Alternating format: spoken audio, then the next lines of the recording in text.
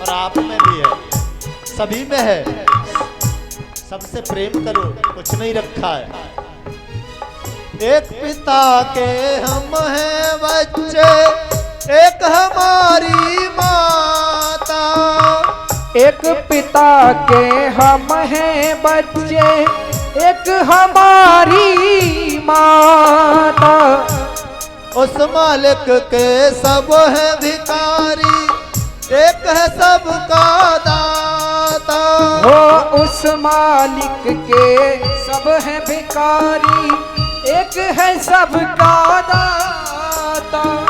जन में राम, मन में राम, जब तन में राम, जन जन में राम समाया है। आपस में सब प्रेम करो यहाँ। हाथ ऊपर होना चाहिए सबके। तुझ में राम, मुझ में राम, यहाँ में राम समाया है। आपस में सब प्रेम करो, यहाँ कोई नहीं पराया है।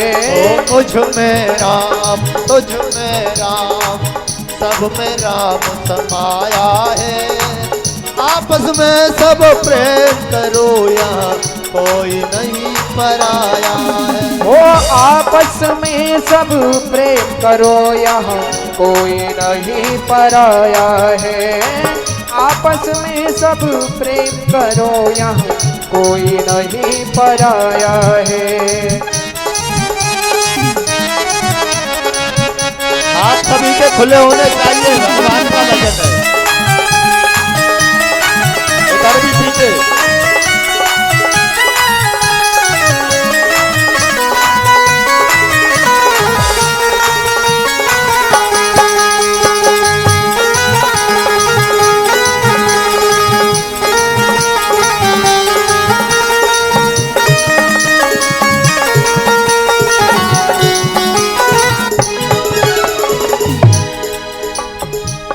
एक पेड़ के हम हैं पत्ते, एक पेड़ की डाली। हो एक पेड़ के हम हैं पत्ते, एक पेड़ की डाली।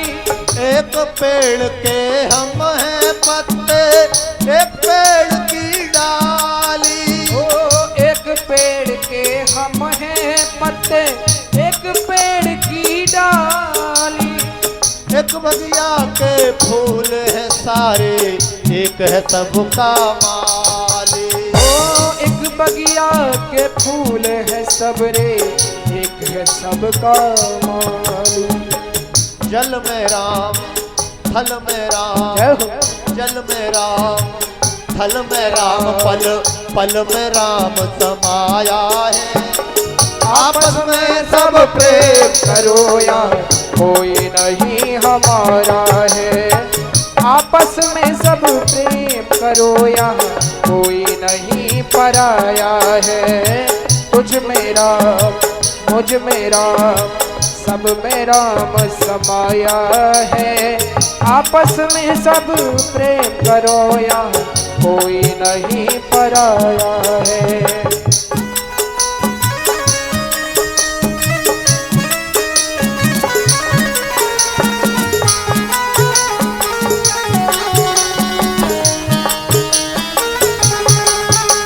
देखो, भगवान का भजन जहां भी होता है, ताली हमें अवश्य बजानी चाहिए।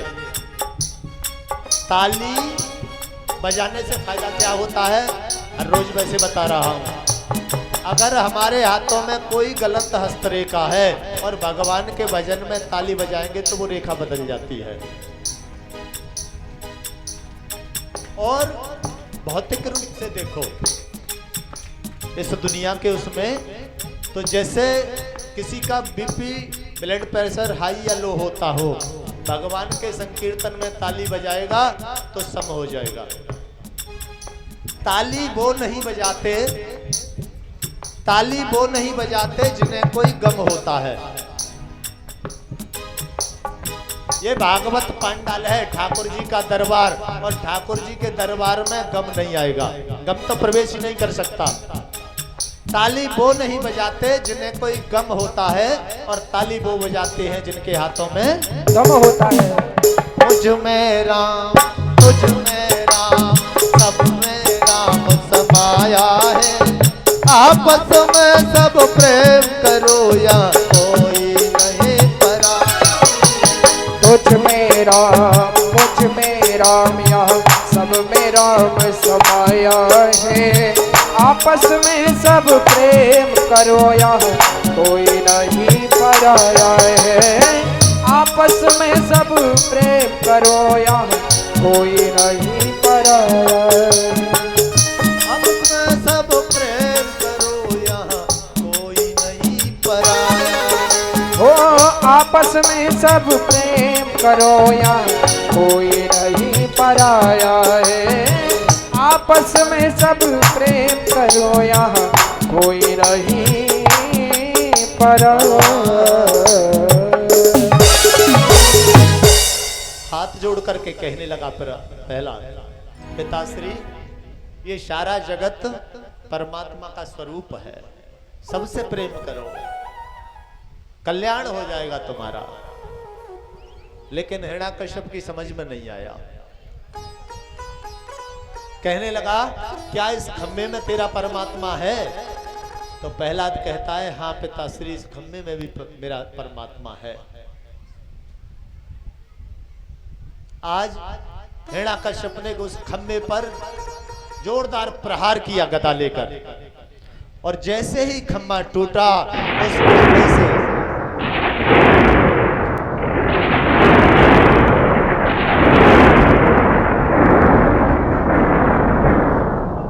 उस खम्भे से नरसिंह भगवान प्रकट हो गए। बोलिए नरसिंह भगवान की। नरसिंह भगवान जोर जोर से हुंकार भर रहे हैं। हिरण्याकश्यप भागने लगा, हिरण्याकश्यप भागने लगा,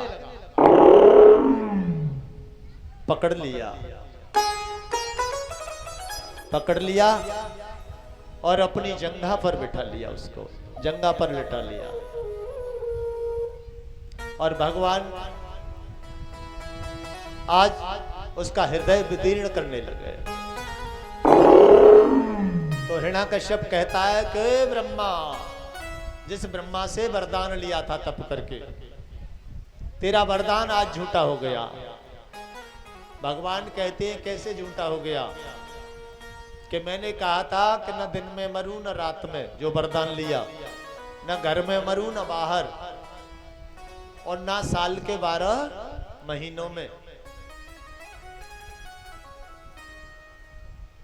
ना आदमी से मरूं न देवता से,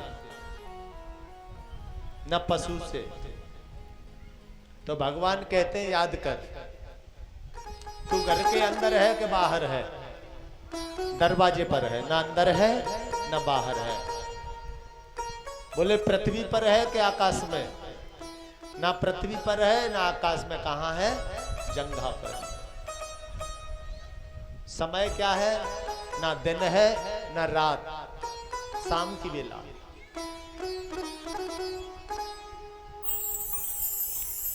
और कहने लगे कि ये देख, तुझे तेरा जो विदीर्ण हृदय होगा कर रहा है वो कौन है? नर है या नारायण है? आधा शरीर मनुष्य का है, आधा शरीर सिंह का। आज श्री सुखदेव स्वामी कहते हैं, हे राजन परीक्षित, जब हिरण्याकश्यप का हृदय विदीर्ण कर दिया, उसके बाद भी भगवान का क्रोध शांत नहीं हुआ। देवता सभी भागे गए लक्ष्मी माता के पास, कहा कि मैया आप ही प्रभु का क्रोध शांत कर सकती हो, कैसे भी क्रोध शांत करो। माता लक्ष्मी जी आई, जैसे ही नरसिंह भगवान का रूप देखा और जो हुंकार वो भर रहे थे, वो तो एक पल भी नहीं रुकी। बोली ये भगवान नहीं हो सकते, लौटकर चली गई।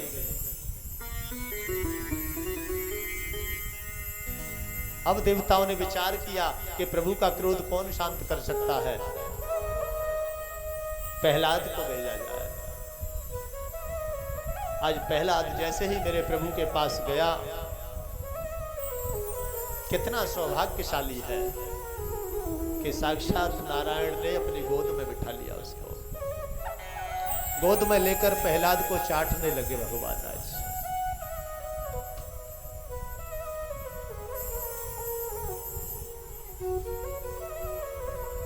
कैसे परिवार में जन्म लिया है प्रहलाद ने, लेकिन भगवान के भजन में वो ताकत तो होती है कि परमात्मा मिलने में देर नहीं होती।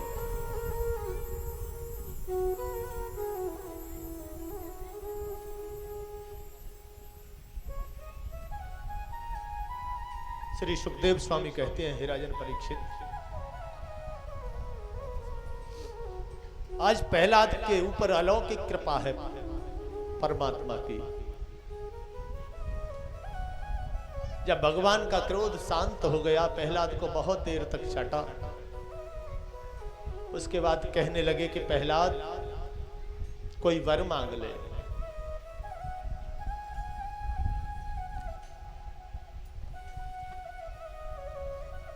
प्रहलाद कहने लगा, प्रभु मुझे अब कुछ नहीं चाहिए, स्वयं आप मिल गई तो मुझे अब क्या, किस चीज की आवश्यकता है। कि नहीं, कुछ तो मांगना पड़ेगा। वैसे तो मैं बिन मांगे ही दे देता हूं, लेकिन कुछ जरूर मांगो। तो आज प्रहलाद ने क्या मांगा कि हे प्रभु, अगर आप देना ही चाहते हैं तो मेरे पिता की दुर्गति न हो।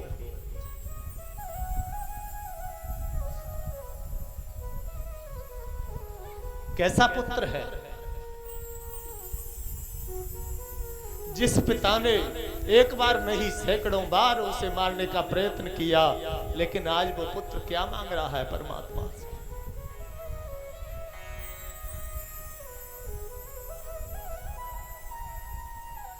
आज भगवान ने अपना वरद हस्त उसके ऊपर रख दिया और कहा कि जा, तेरे पिता का कल्याण हो जाएगा।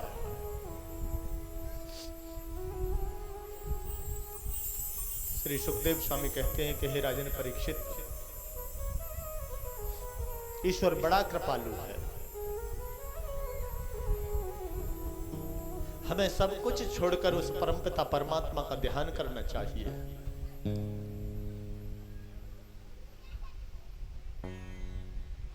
प्रहलाद के पुत्र हुए विरोचन, और विरोचन का पुत्र हुआ बलि। बलि बहुत धर्मात्मा राजा हुआ। बलि ने गुरु के प्रसाद से तीनों लोकों पर विजय प्राप्त कर ली।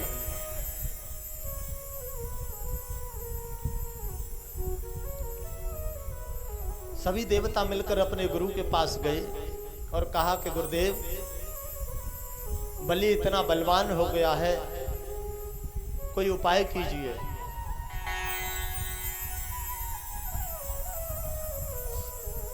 गुरुजी ने कहा कि आप सब मिलकर बलि के पास जाओ और बलि से कहो कि चलो मिलकर समुद्र मंथन करेंगे।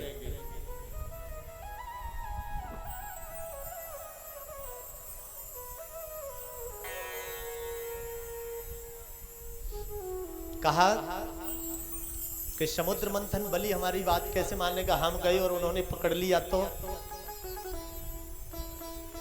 गुरुजी ने कहा कि दरवाजे पर पहुंचने के बाद बलि तुमसे कुछ नहीं कहेगा।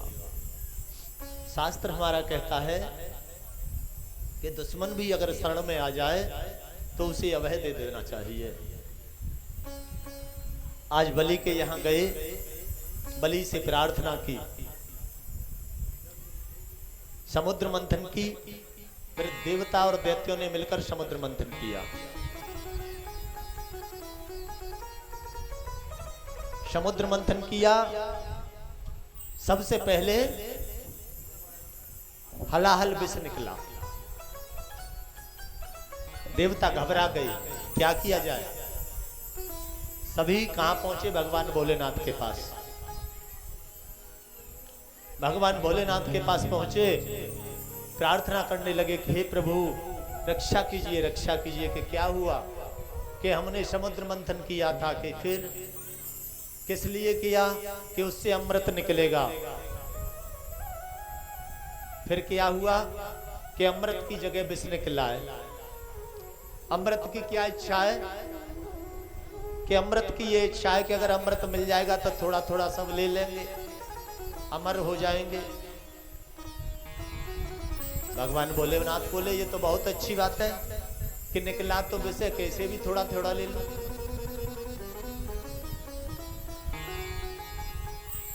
हाथ जोड़ करके खड़े हुए, नहीं प्रभु हमारे बस की बात नहीं है, आप ही हमें बचा सकते हो।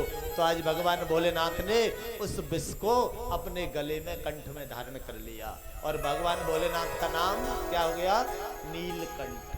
बोलिए नीलकंठ भगवान की जय। एक एक करके 14 रत्न निकले। सबसे अंत में धन्वंतरी भगवान अमृत का कलश लेकर निकले और अमृत का कलश लेकर आए तो दैत्यों ने छीन लिया और भागने लगे। देवता उनके पीछे भाग रहे हैं। बताते हैं कि वो 4 जगह अमृत कलश में से गिर गया, जहां जहां ये कुंभ का मेला लगता है, अमृत गिरा था। लेकिन अगर दैत्य अमृत पी गए तो अनर्थ हो जाएगा। अमृत किसके लिए है? देवताओं के लिए। भगवान बड़े रूप धारण करते हैं अपने। भगवान ने विचार किया, जब देवताओं ने सबने स्तुति की कि प्रभु आप ही हमारी रक्षा कर सकते हो, तो एक बहुत सुंदर नारी का रूप धारण किया। और नारी का रूप धारण किया,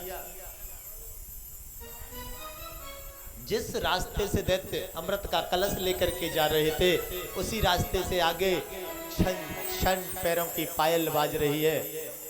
भगवान आ गए।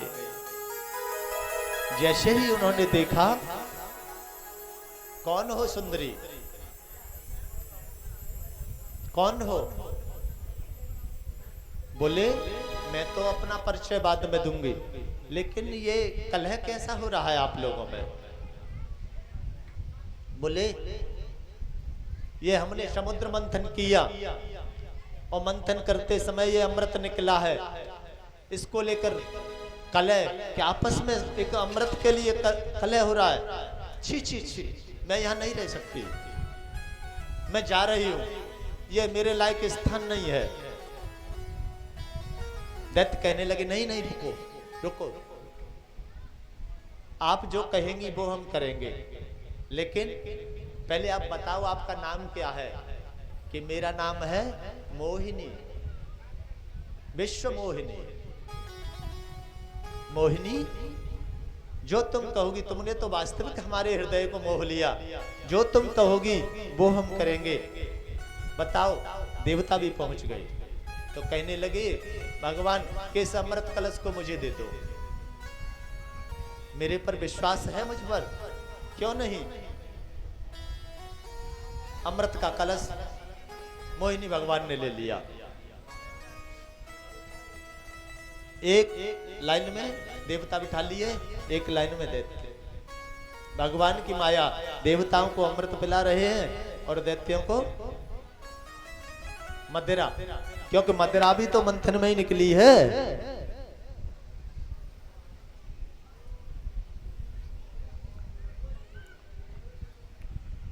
हर नर से बन गए नार, हो नार जब रूप मोहिनी धारो।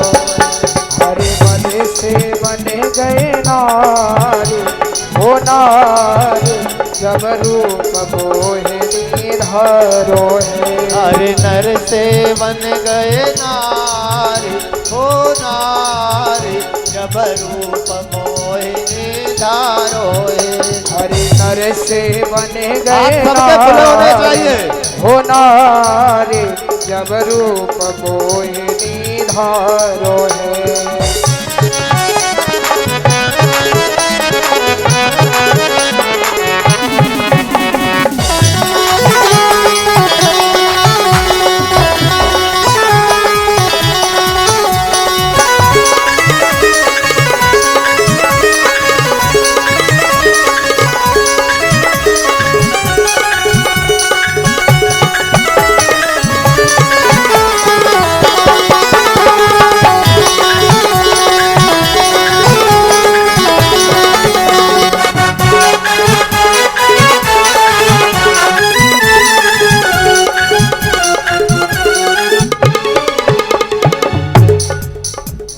मंद मंद मुस्काई है, हो रही मंद मंद मुस्काई है, लय मोहि असुर समुदाई है, रहे कौर असुर समुदाई है, लखे रहे रूप सिंगार सिंगार, जब रूप मोहिनी धारो, हरि नर से बने गए नारे, हो नारे जब रूप मोहिनी धारो। हरि बोल। हाथ ऊपर होना चाहिए सबके।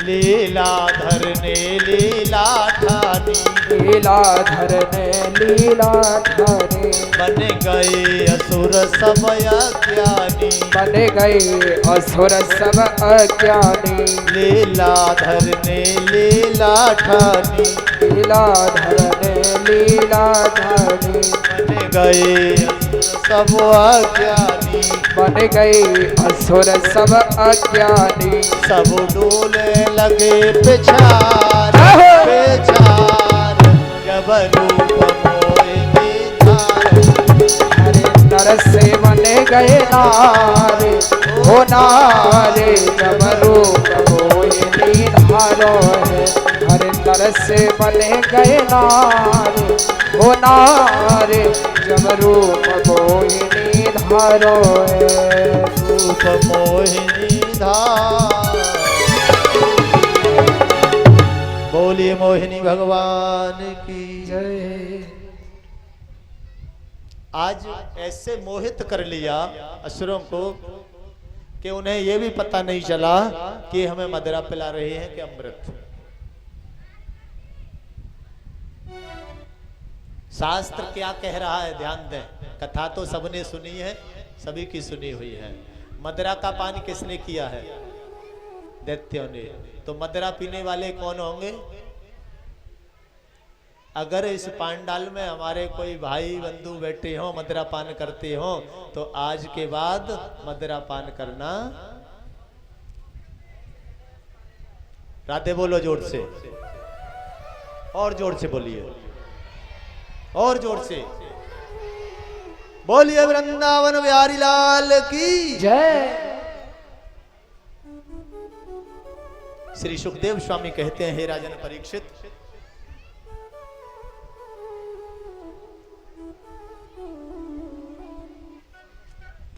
आज मोहिनी भगवान जब अमृत पिलाने लगे, दैत्यों को मदिरा पिला रहे हैं और भगवान देवताओं को अमृत। तो एक दैत्य ने देखा कि हमारे साथ छल हो रहा है और देवताओं की लाइन में लग गया, चंद्र और सूरज दोनों के बीच में। और दूर से उसने देवताओं का रूप धारण किया और हाथ कर दिया, अमृत लेकर पान कर लिया। जैसे ही अमृत पान किया, चंद्रदेव और सूर्यदेव कहने लगे, प्रभु ये तो दैत्य है। वो भागने लगा, और जब भागने लगा तो भगवान ने अपने सुदर्शन चक्र को धारण किया और आदेश किया कि इसके सिर को धड़ से अलग कर दो।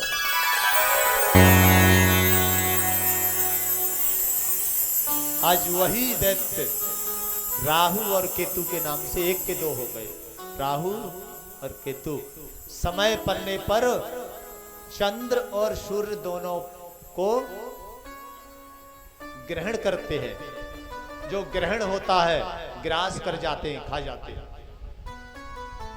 कथा बहुत लंबी है, थोड़ा समय कम है।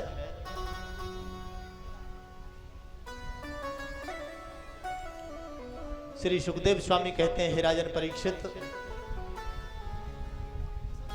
सुख में तो सब, दुख में सब परमात्मा को याद करते हैं, लेकिन सुख में कोई नहीं करता है। अगर आपके पास दुख है तो सुबह शाम दोपहर राम राम राम राम राम राम करते रहोगे, हे प्रभु मेरा कैसे भी कार्य हो जाए, लेकिन सुख में भूल जाते हो। दुख में सुमिरन सब करें और सुख में करे न कोई, जो सुख में सुमिरन करे तो दुख काहे को।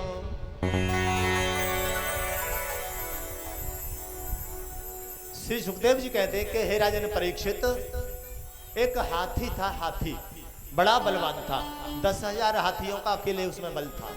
उसका नाम था गजेंद्र। गजेंद्र किसको कहते हैं? गज कहते हैं हाथी को और इंद्र कहते हैं राजा को। सारे जंगल का राजा। उसके 50 पत्नी थी और 100 पुत्र थे। जब अपने परिवार को लेकर जंगल में भ्रमण करने निकलता तो जो छोटे मोटे जीव थे सभी जय जयकार करने लगते,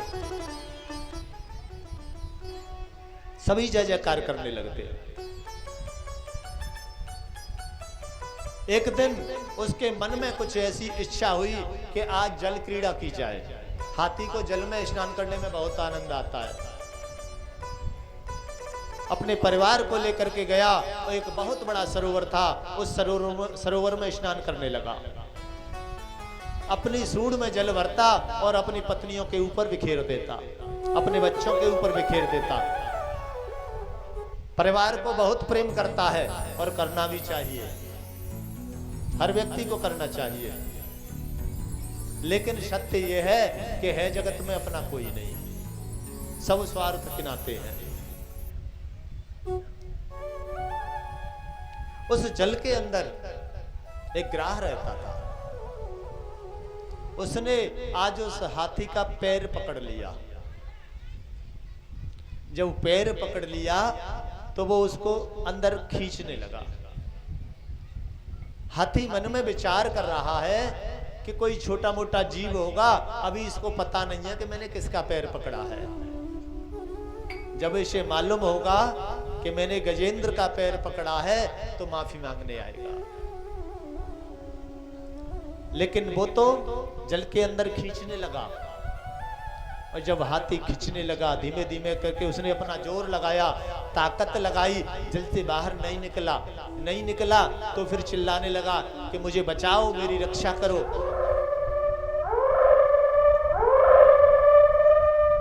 तो उसकी पत्नी और बच्चे सभी मिलकर एक दूसरे की सूंड में सूंड डालकर उसे खींचने लगे। काफी समय हो गया, खींचते खींचते महीनों बीत गए, लेकिन एक तिल बाहर नहीं खींचा। बच्चे छोड़कर चले गए। जब बच्चे जाने लगे तो कहता है कि मैंने तुम्हारे लिए क्या नहीं किया, पिता औलाद के लिए क्या नहीं करता है। लेकिन जब पिता पे संकट पड़ा तो संकट में छोड़कर चले गए। ये आज भी इस दुनिया में हो रहा है। बोलिए भक्त वत्सल भगवान की जय। आज भी इस दुनिया में हो रहा है। आपने सुनी होगी कहानी, कौन थे इस दुनिया के सबसे पैसे वाले अमीर? उनके 2 बेटे, दोनों एक भी नहीं आया अंतिम समय में। सब स्वार्थ के नाते। कहा मैंने तुम्हारे लिए सारे जीवन क्या क्या नहीं किया और तुम आज मुझे ऐसे संकट में छोड़कर जा रहे हो। तो बच्चे कहने लगे कि पिताजी आपको तो मरना ही है, आपके साथ हम थोड़ी मर जाएंगे। कुछ दिन पत्नियां और लगी रही, पत्नियों ने कोशिश और की कुछ दिन, लेकिन वो भी थक गई और छोड़ के चली गई। वो भी थक गई, छोड़कर चली गई। वो खींचने लगा, गिरहा अंदर खींच रहा है, लेकिन वो किसी तरह खींचता ही नहीं।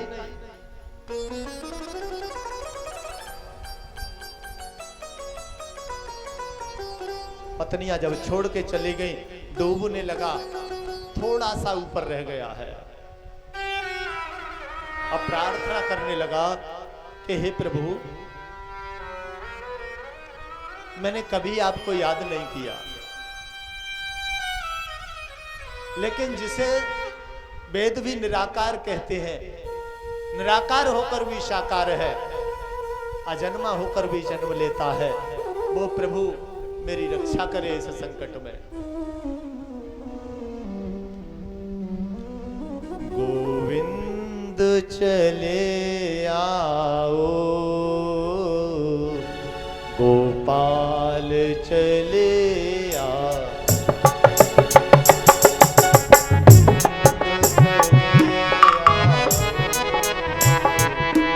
गोपाल चले आओ,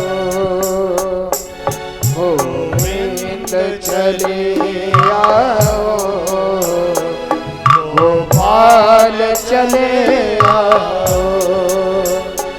हे मुरलीधर मोहन, हे मुरलीधर माधव, नंदलाल चले आओ, गोविंद चले आओ, गोपाल चले आओ,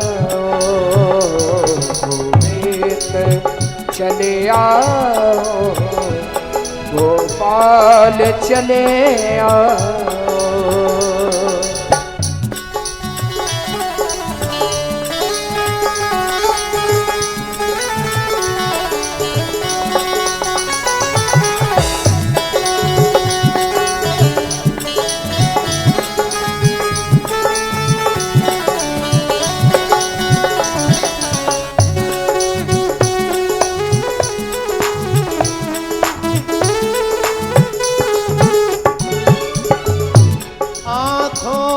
बसे हो तुम, जय जय, धड़कन में धड़कते हो, आँखों में बसे हो तुम, धड़कन में धड़कते हो, आँखों में बसे हो तुम, धड़कन में धड़कते हो, कुछ ऐसा करो मोहन, कुछ ऐसा करो माधव, श्वासों में समा जाओ, गोविंद चले आओ, गोपाल चले आओ, गोविंद चले आओ, गोपाल चले आओ,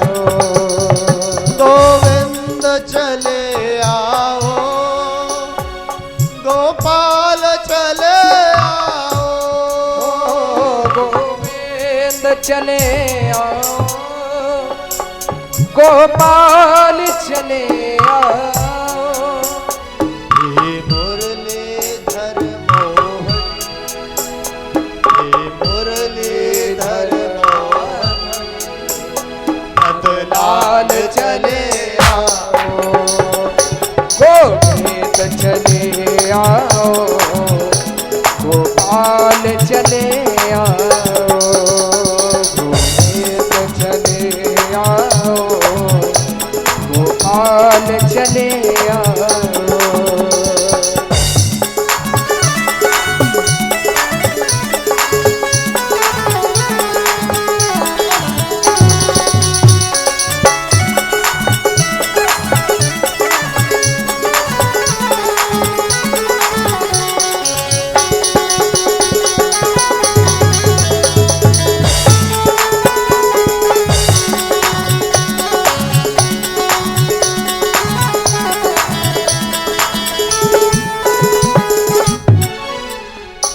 एक शर्त जमाने से प्रभु हमने लगा ली है, ओ एक शर्त जमाने से प्रभु हमने लगा ली है, एक शर्त जमाने से प्रभु हमने लगा ली है, या हमको बुला लो तुम, या हमको बुला लो तुम, या खुद ही चले आओ, घूमे तो चले आओ, गोपाल चले आओ, घूमे तो चले आओ, गोपाल चले आओ। हे मुरलीधर माधव नंदलाल चले आओ, हे मुरलीधर माधव नंदलाल चले आओ, गोविंद चले आओ, गोपाल चले आओ, गोविंद चले आओ, गोपाल चले आओ, गोविंद चले आओ, गोपाल चले आओ, गोविंद चले आओ, गोपाल चले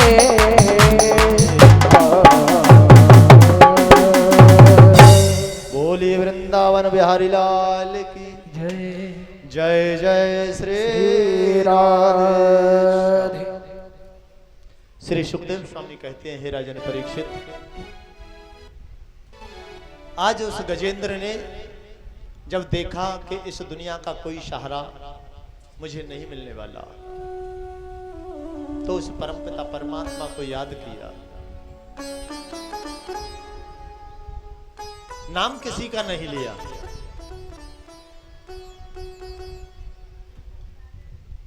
किसी का नाम नहीं लिया। निराकार है वही साकार है, अजन्मा है वही जन्म लेने वाला है, वही प्रभु मेरी आकर रक्षा करे। मेरे प्रभु ने पल की देर नहीं लगाई।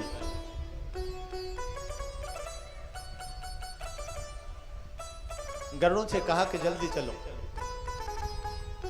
गरुड़ कहने लगा, गरुड़ के मन में अभिमान हो गया कि बिना मेरे भगवान भी नहीं जा सकते, लेकिन भगवान से क्या छिपा है। भगवान कहने लगे, गजेंद्र को तो बाद में वारेंगे, पहले इन्हीं को वार दे। गरुड़ जी आ गए,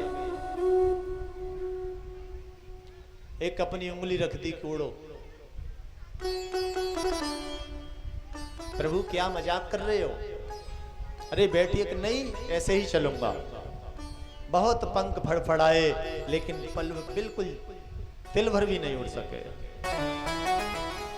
माफी मांगी, प्रभु मैं समझ गया आपने किस लिए मेरा अभिमान तोड़ा है। आज भगवान नारायण आए और हाथी की सूंड पकड़ी और ऐसा झटका लगाया कि ग्राह सहित बाहर आ गए और अपने चक्र सुदर्शन से उस ग्राह के दो टुकड़े कर दिए।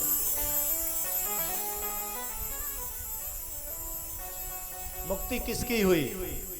हाथी की कि उस ग्राह की? भगवान के हाथ से मरना भी मुक्ति है और बचना भी, लेकिन ग्राहक को मुक्ति पहले मिली। क्यों? क्योंकि उसने भगवान के भक्त का चरण,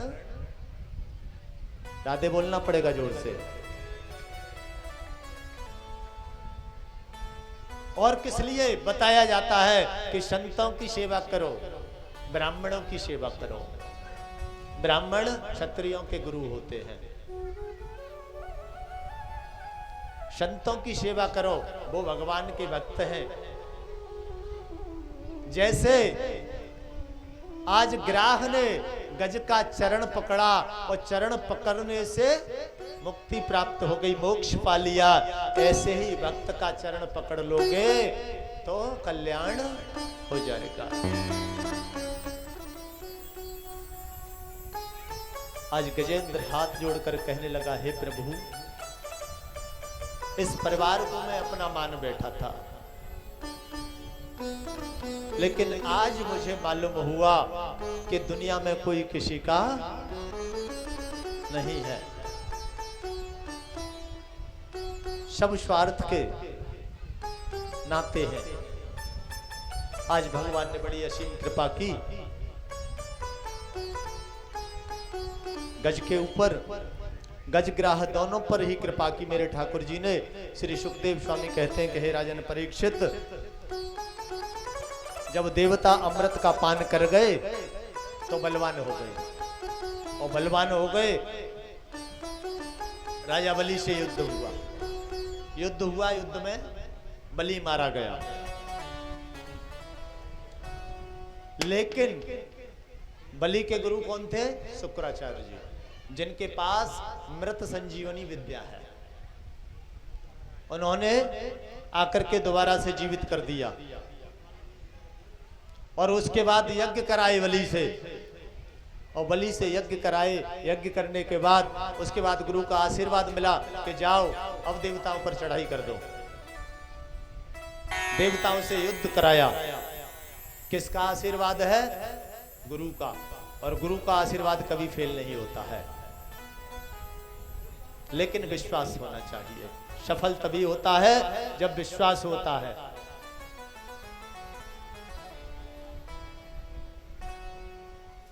देवताओं को परास्त कर दिया, तीनों लोगों का राजा बन गया राजा बलि।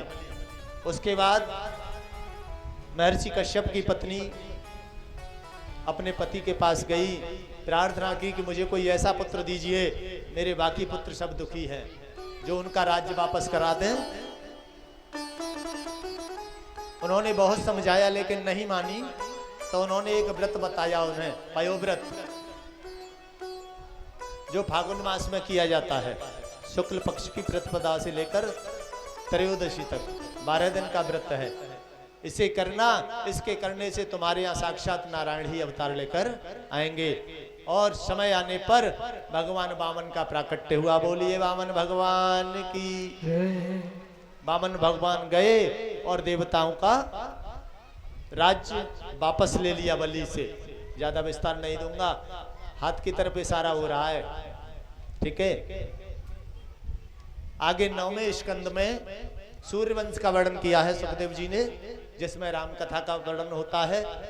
राम कथा आप सब लोगों ने सुनी है। आदो राम तपोवनाद गमनम हत्वा मृगम कांक्षणम वैदेहरणम जटायु मरणम श्री सुग्रीव संभाषणम बाली निर्दलम समुद्र तरणम लंकापुरी दाहनम पश्चाद रावण कुंभकर्ण हरणमय तत् रामायणम। रामायण क्या है? आदो राम तपोवनाद। आदि राम, भगवान राम तपस्वी के वेश में कहा गए? वन में। और वन में गए तो क्या हुआ? गमनम हत्वा मृगम कांक्षणम, सोने के मृग को मारने के लिए। गमनम हत्वा, एक सोने के मृग की हत्या करने के लिए। और जब सोने के मृग की हत्या करने के लिए गए तो क्या हुआ? वैदेही हरणम, वैदेही सीता का हरण हो गया, जटायु का मरण हो गया।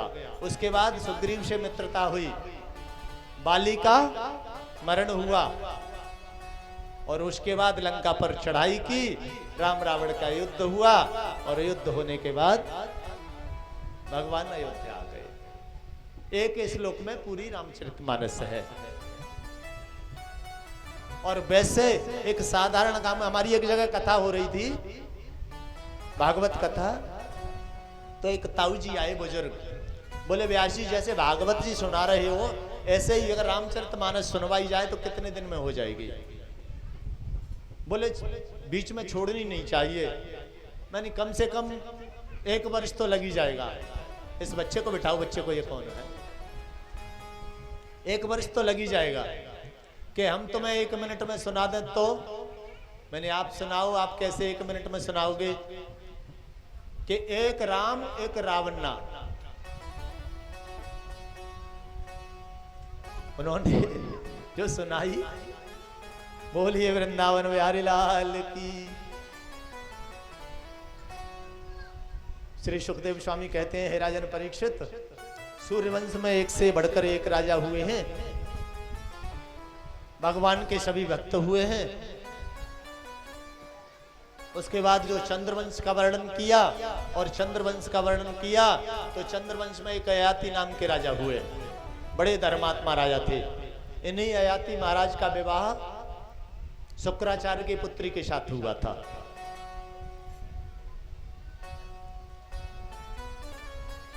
ययाति महाराज की पत्नी के साथ एक दासी आई थी शर्मिष्ठा नाम की, वो क्षत्रिय पुत्री थी। उससे भी उन्होंने गंधर्व विवाह कर लिया। ययाति महाराज के वंश में आगे जाकर के एक यदु महाराज हुए, और यदु महाराज के वंश में आगे जाकर भगवान कृष्ण का प्रादुर्भाव हुआ है।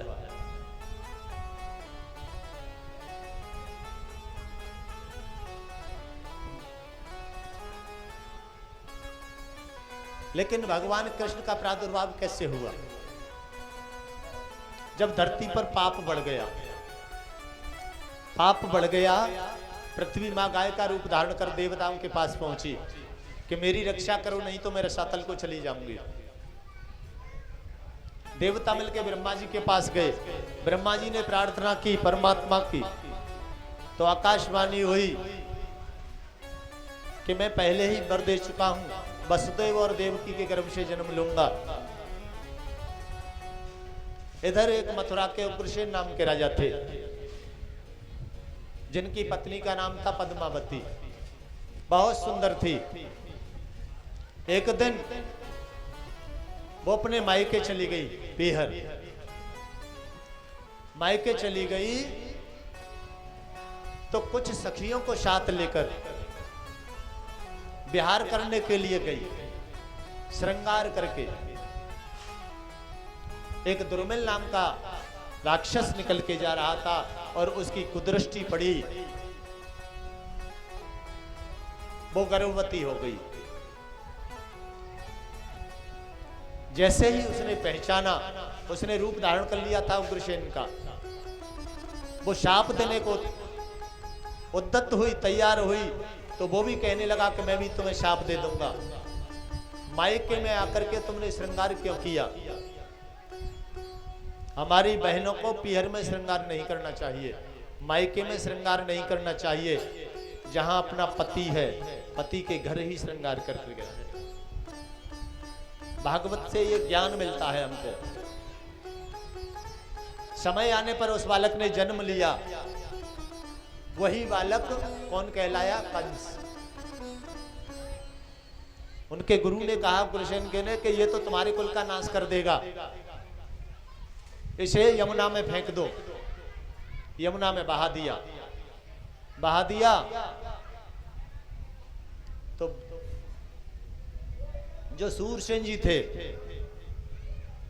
वो यमुना स्नान करने के लिए गए, और उन्होंने उस छोटी सी एक उसको देखा, मधुसा को खोल के देखा, बच्चा है, घर ले आए, उन्होंने पालन पोषण किया, और उनके यहाँ जो जन्म हुआ उस बालक का नाम है वसुदेव। वसुदेव और कंस दोनों की मित्रता है।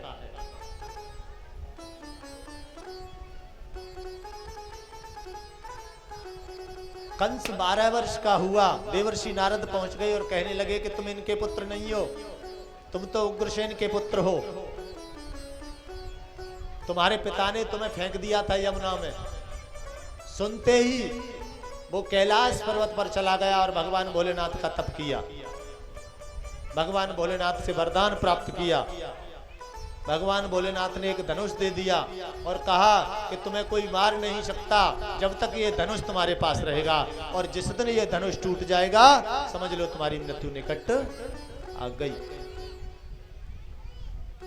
उसने अपनी सेना बनाई, अकासुर, बकासुर, धेनकासुर, पूतना इत्यादि सबको लेकर मथुरा पर चढ़ाई कर दी। उग्रसेन को बंदी बना लिया और स्वयं राजा बन बैठा। सारे नगर में ढिंढोरा पिटवा दिया कि मेरी पूजा की जाए, मैं भगवान हूं।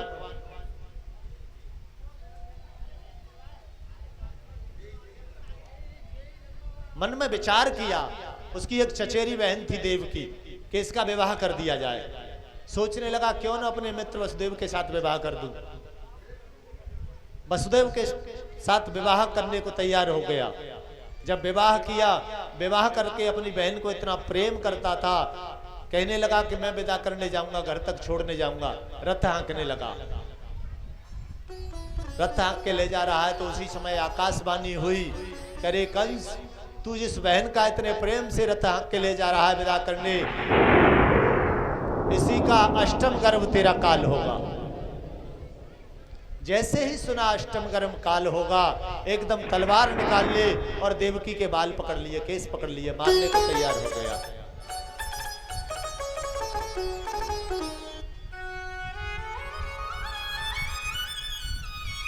वसुदेव ने बहुत समझाया, कहा ये मेरे काल को जन्म देगी, इसे कैसे छोड़ दूं। वसुदेव ने कहा कि तुम्हें इससे कोई खतरा नहीं है। खतरा किससे है? इसके होने वाले पुत्र से। जो भी पुत्र होगा मैं वादा करता हूं, वचन देता हूं कि जो भी पुत्र होगा मैं तुम्हें दे दिया करूंगा और तुम उनको मार देना। बात मान ली। पति का धर्म होता है। अब समय नहीं है, डंडा हो रहा है, घड़ी की तरफ इशारा हो रहा है, विस्तार थोड़ा नहीं दे पा रहा, क्षमा करना। पति का धर्म होता है पत्नी की रक्षा करना। हर पति का धर्म है अपनी पत्नी की रक्षा करे। अगर तुम्हारी पत्नी को कोई व्यक्ति कुदृष्टि से देख रहा है तो उसको दंडित किया जाए।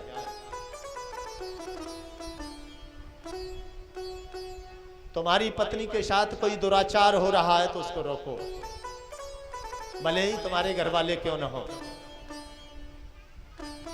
आजकल हमारी मैया है ना, सासू माँ, जबरदस्ती बहू को परेशान करती है।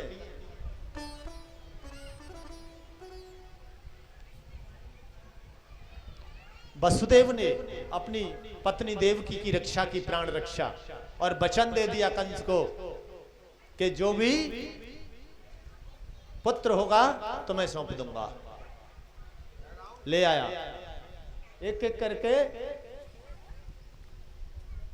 समय आने पर एक एक करके 6 पुत्र हुए। 6 पुत्रों को मार दिया। अब देवर्षि नारद पहुंच गए। देवर्षि नारद पहुंच गए तो कहा कि 6 तो चले गए, अब 2 और शेष हैं, 8वां होगा काल तुम्हारा। कंस कहने लगा कैसा होगा? कि उसका रंग काला होगा, काला, बड़ा देखने में सुंदर होगा, मुरली वाला। अब उसको काले से भय हो गया, काले से भय हो गया। जो भी काली चीज देखता है, दूर करो इसे, दूर करो, ये कृष्ण है, ये विष्णु है, ये मुझे मार देगा, दूर करो। हर पल भगवान को याद करने लगा। हर पल भगवान को याद करने लगा। साथ में भगवान शेष आए। भगवान ने योग माया को आदेश दिया कि अपनी माया से इन्हें रोहिणी के गर्भ में पहुंचा दो। योग माया ने संकर्षण करके देवकी के गर्भ से रोहिणी के गर्भ में उस पुत्र को पहुंचा दिया। सारे नगर में हल्ला हो गया कि यह गर्भ खंडित हो गया। अब 8वां आने वाला है। कृष्ण को भय हो, कंस को भय हो गया, भय। और भय बड़ी बुरी चीज है। भय किसी को हो जाए, भय अगर किसी को हो जाए तो उसको भोजन प्रसाद अच्छा नहीं लगता है। एक भाई था, भाई बकरी चराने वाला। दोपहरी में बकरी लेकर के गया और एक किसान के खेत में कर दी। किसान के खेत में कर दी। किसान को पता चला कि मेरे घर खेत में बकरी चरा रहा है। दौड़कर आया, क्रोधित होकर उसको गाली देने लगा। कुछ देर तक तो सुनता रहा, लेकिन उसके बाद जब वो बर्दाश्त नहीं हुई तो उसके पास, बकरी वाले के पास क्या होती है? डंगी। उसने उस किसान का शीश काट दिया उससे। उसका वध कर दिया।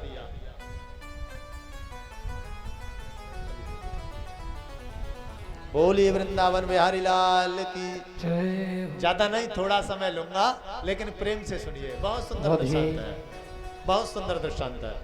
राधे।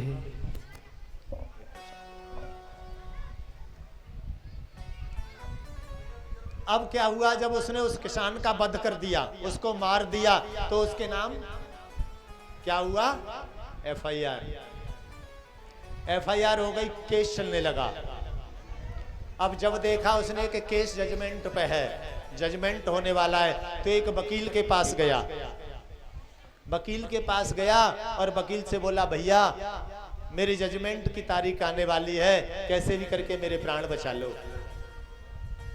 वकील ने कहा, कोई बात नहीं, बच जाओगे, लेकिन कुछ पैसे लगेंगे। कि कितने? कि 20,000।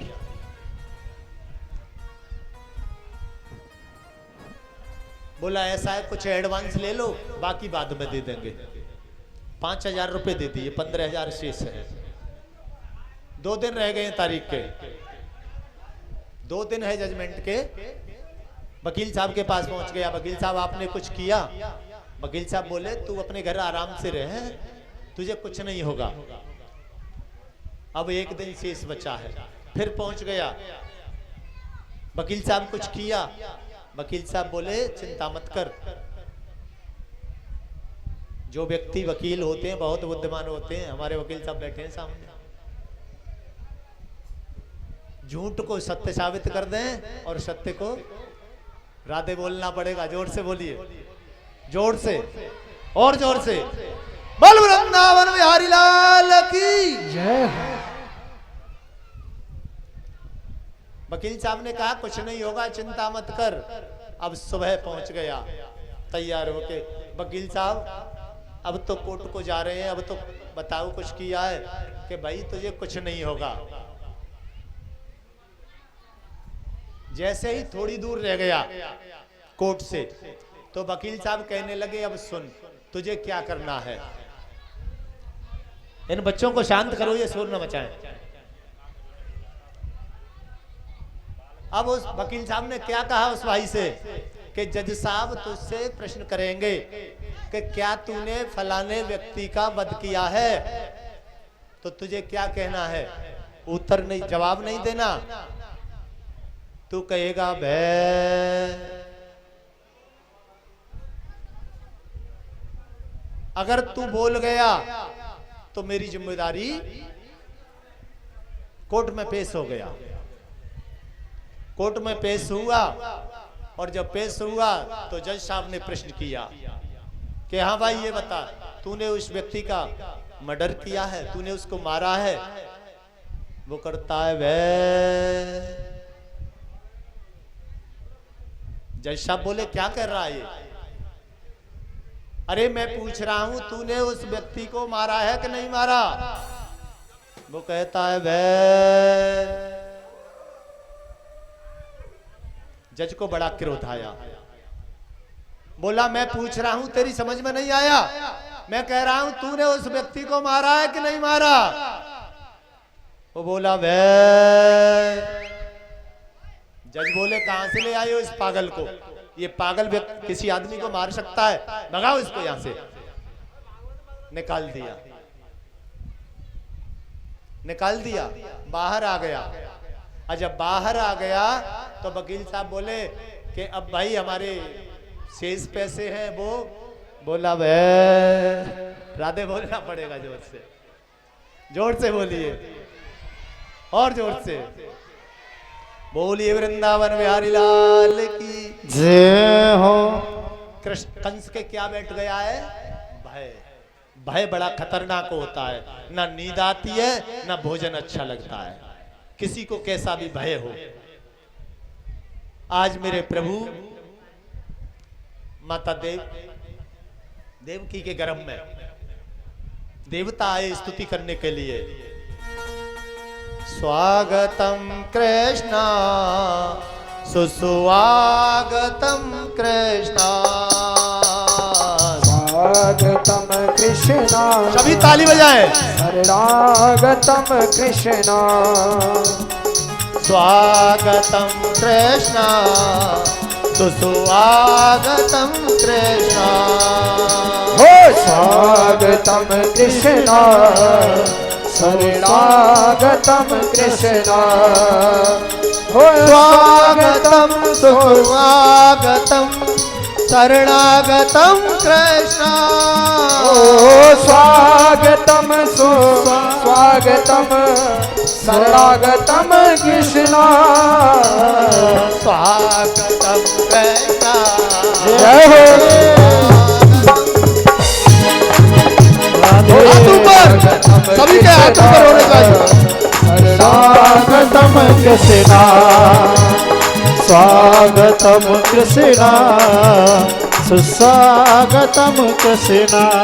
बोले मां हरे राम राम राम हरे हरे हरे राम हरे राम हरे राम हरे हरे हरे कृष्ण कृष्ण कृष्ण हरे हरे हरे कृष्ण हरे कृष्ण हरे कृष्ण स्वागतं कृष्ण सुस्वागतं कृष्ण हो स्वागतम कृष्णा सुस्वागतम कृष्णा स्वागतम कृष्णा सुस्वागतम कृष्णा सुस्वागतम कृष्णा सुस्वागतम कृष्णा स्वागतम कृष्णा सुस्वागतम कृष्णा स्वागतम सुस्वागतम स्वागतम कृष्ण हो स्वागतम सुस्वागतम स्वागतम कृष्णा स्वागतम कृष्णा बोल स्वागतम कृष्णा स्वागतम कृष्णा बोल स्वागतम कृष्णा। दोनों ऊपर हाथ उठा के जोर से बोलेंगे प्यार से बोल भगवान का स्वागत कीजिए राधे बोल स्वागतम कृष्णा स्वागतम कृष्णा स्वागतं शरणागतं कृष्ण हो स्वागतम सुस्वागतम स्वागतम कृष्णा स्वागतम कृष्णा बोल स्वागतम कृष्णा हो स्वागतम कृष्णा सुस्वागतम कृष्णा। दोनों हाथों पर उठा के जोर से बोलेंगे बोल स्वागतम कृष्णा हो स्वागतम कृष्णा सुस्वागतम कृष्णा हो स्वागतम कृष्णा हो स्वागतम कृष्णा। बोले बाकी बिहारी लाल की जय हो बोलिए साबली सरकारी की जय हो बोली बाकी बिहारी लाल की जय हो। माता बहना एक बार जोर से हाथ उठा के ऊपर से बोल दे प्यार से। जय बोलने में कोई परेशानी है महाराज जी सुबह से शाम हो जाती है बोलते बोलते आपको एक बार बोलने में दिक्कत होती है ना। बोले बाकी बिहारी लाल की जय हो।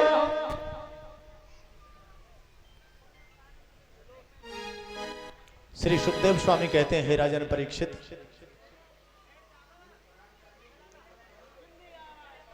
आज भगवान गर्भ में देवताओं ने स्तुति की और देवता जब स्तुति करके चले गए तो कारागृह में भगवान प्रकट हो गए। सशंख चक्रम सकरीट कुंडलम, भगवान का इतना तेज इतना प्रकाश, शंख चक्र गदा पद्म हाथ में लेकर प्रकट हुए। बोलिए वृंदावन बिहारी लाल की जय। आज माता देवकी और वसुदेव ने प्रणाम किया, कहने लगे नहीं मैं आपका बेटा बन के आया हूं बेटा। कहने लगी माँ आप बेटा बन के आए हो कि पिताजी? बेटा तुम्हारी तरह आता है? ये इतने अस्त्र शस्त्र हाथ में साथ लेकर के आए हो बेटा ऐसे आता है। भगवान कहने लगे माता जी इसलिए आना पड़ा, बगैर अस्त्र शस्त्र के आऊंगा तो तुम्हारे भाई जी छोड़ेंगे कहां। बोले नहीं, मुझे पिता नहीं, मुझे पुत्र की आवश्यकता है। माता के कहने पर भगवान कहने लगे कि ठीक है, इस रूप में होता तो मैं तुम्हारी रक्षा करता, लेकिन जब बालक बनूंगा तो आपको मेरी रक्षा करनी पड़ेगी। और मेरी रक्षा आप कैसे करोगे कि मुझे यहां से गोकुल पहुंचा दो, और गोकुल में मेरी माया ने जन्म लिया है, उसे लेकर आ जाना। वो कहने लगे गोकुल और हम, हाथों में हथकड़ी है, पैरों में बेड़ी पड़ी है, कैसे पहुंचाएंगे। भगवान कहने लगे कि जब मुझे गोद में लोगे, जब ब्रह्म को गोद में ले लोगे तो हथकड़ी बेड़ी अपने आप टूट जाएंगे, और माया को गोद में लोगे पड़ जाएंगे। आज भगवान बाल रूप हो गए। वसुदेव जी ने गोद में लिया, हाथों की हथकड़ी बेड़ी सब टूट गई, सभी पहरेदार सो गए और एक एक करके सभी दरवाजे खुल गए। रात्रि का समय है, रात्रि के 12 बजे भगवान का प्राकट्य हुआ है।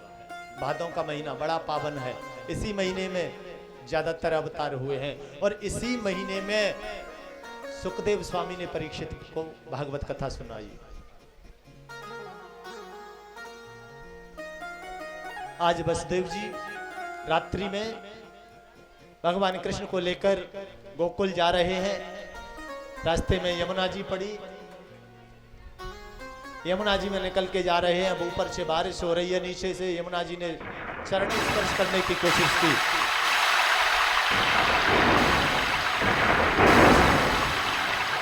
वसुदेव जी जल में डूबे जा रहे हैं, हाथ ऊपर कर लिया। शेषनाग ने ऊपर से अपना फन फैला लिया, बारिश न आए। गोकुल पहुंच गए, जाकर के देखा कि मैया यशोदा के पास एक कन्या लेटी हुई है। उस कन्या को लेकर के आ गए और कन्हैया को जैसे ही लौट करके आए, एक एक करके सब दरवाजे बंद हो गए, और जैसे ही कारागृह में आए हथकड़ी बेड़ी अपने आप किसको लेकर आए, माया को। तो इसलिए इस माया से दूर रहने में ही बोलिए वृंदावन बिहारी लाल की जय हो।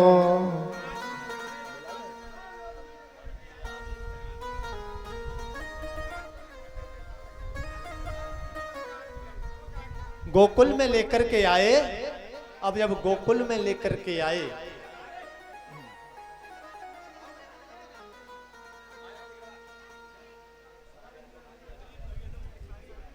बोलिए वृंदावन बिहारी लाल की जय हो।